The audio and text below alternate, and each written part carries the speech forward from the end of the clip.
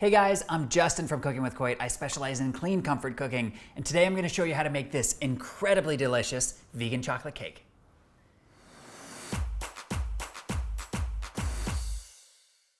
And if you love this video, make sure you hit those like and subscribe buttons. Let's get started. You guys have hung in there with me as we've made a ton of healthy recipes together.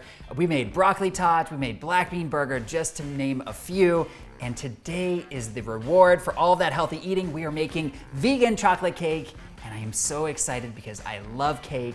This cake, the texture is very M-word. I'm not gonna say this word because I always feel like a creep when I say this word and I just cannot do it. So I'm not gonna say the M word, but it is very. First thing we're gonna do is add our almond milk to a small bowl.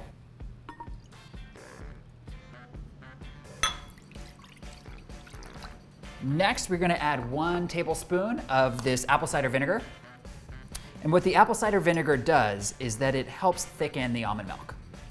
And give it a quick stir, and we're gonna set this aside. Next thing we're gonna do is measure out 2 cups of all-purpose flour.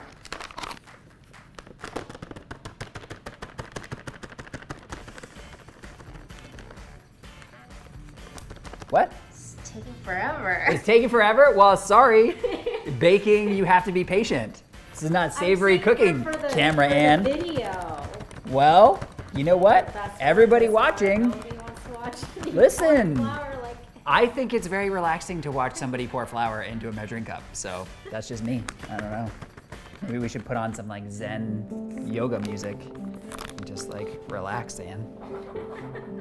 Okay. Oh, need some more. Need some more. So, you know, we'll just take our time. We'll get it done. 2 cups. Are we there? We are there. Okay, take this 2 cups, we're gonna put it into our mixing bowl. Next thing we're gonna add is 1 3/4 cup of our sugar.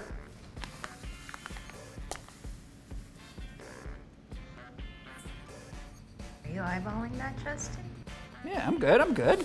I thought you said for baking soda you want to bake that. Yeah, with baking, obviously you wanna be as precise as you can be. With this recipe, you don't have to be so perfect. You don't have to measure everything out exactly perfect in terms of you don't have to weigh it. You know, because a lot of bakers, they have those food scales and they're weighing everything. Obviously, it will turn out probably more consistently if you do. I'm not doing that because I don't have time for it. So we're just doing it by eye.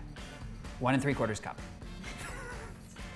Gotta live on the edge, Ann, live on the edge. I asked you one time, you got different answers every time. Next thing we're gonna do is add our cocoa powder. We're gonna be adding 3/4 cup. Okay, there we go. Next thing we're gonna add is 1 1/2 teaspoons of baking soda. I don't understand these baking soda boxes. Like, how are you supposed to really pour it out of this little thing here? It's not that hard. It is hard, and Cameron, it's very hard. Anyway, let's just do it.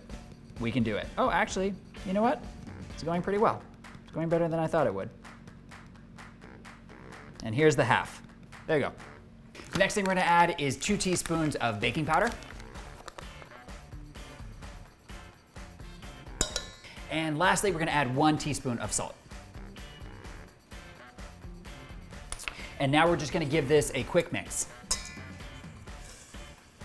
Now we're gonna move on to our wet ingredients. First up is 1/2 cup of avocado oil.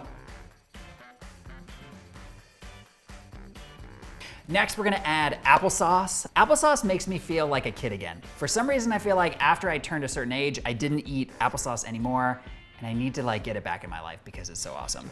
We're gonna add 2/3 cup of applesauce. Applesauce also will do a really important thing in this recipe. It's gonna help keep the cake, I'm not gonna say it, but it keeps the cake.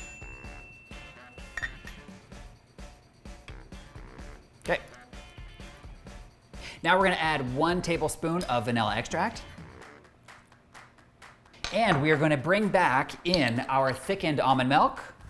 Take a look at this. This is actually, this is very sciencey, right? It's kind of like curdles the milk a little bit and makes it a little thicker, which is very cool. Now we're gonna add the milk into our mixture.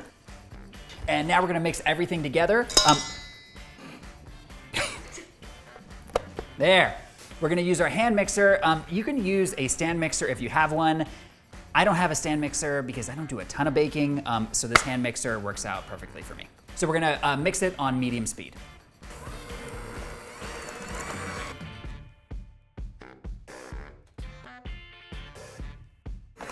Now we're gonna lower our mixing speed to low, and we're gonna be pouring in a cup of just previously boiling hot water. So we wanna mix as we're pouring in this water. You can do it nice and slowly. All right, so now we need to do two things. So I've already poured my batter into a large measuring cup, and I've also lined my two 9-inch cake pans with parchment paper. We've also greased the sides of these cake pans too. That's important. So now I'm gonna pour in the batter into each of these cake pans. We're gonna try to do it as evenly as we can. So it should be about 2¼ cups per cake pan. And we should just be able to pour in almost all the rest. I'm gonna stop at the very end just to kind of give it a second look to see how we did. Okay, let's put this in the second. Oh, that's perfect. No, that's perfect. Perfect, we got it. Now we're gonna throw these cake pans in the oven and bake for just about 30 minutes. With our cake baking, now we're gonna switch gears and work on our frosting. First thing we're gonna do is add our room temperature butter to a mixing bowl. And it is very important in this recipe that we use room temperature butter so it's slightly softened. I'm actually gonna take my spatula now and kind of mash it down. And the goal here is just to soften the butter just a little bit more. You could also use a hand mixer if you want. I just had a spatula here, so I'm using that. Now we're gonna add 1 cup of cocoa powder, 2 teaspoons of vanilla extract, and 1/4 cup of our almond milk. I'm gonna give it a little bit of a mix, just on low speed. Now I'm gonna kick it up to medium speed just to help break up the butter a little bit more.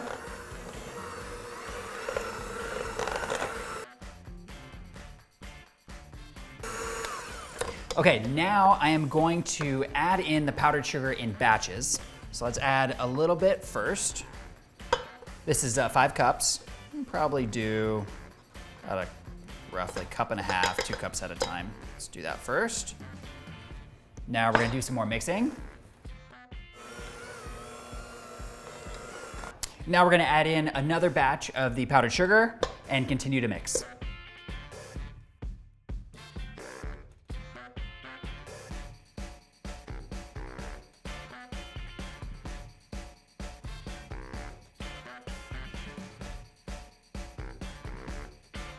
Now that all of the powdered sugar is incorporated into the icing, I am going to turn up my hand mixer to high and mix until I have a really nice whip texture.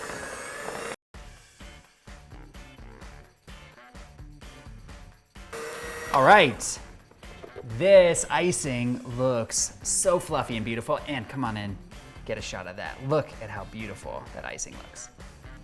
I took these cakes out of the oven right at the 30-minute mark and I've let them cool. You definitely don't want to handle them when they're too hot or they're gonna break apart. So now let's get to the icing.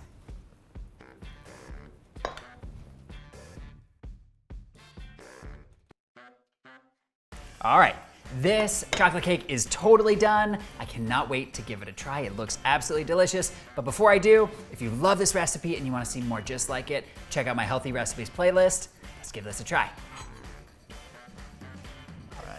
Wow. Oh my gosh. This vegan chocolate cake is incredible. You guys have to give this a try. I'll see you guys in the next video.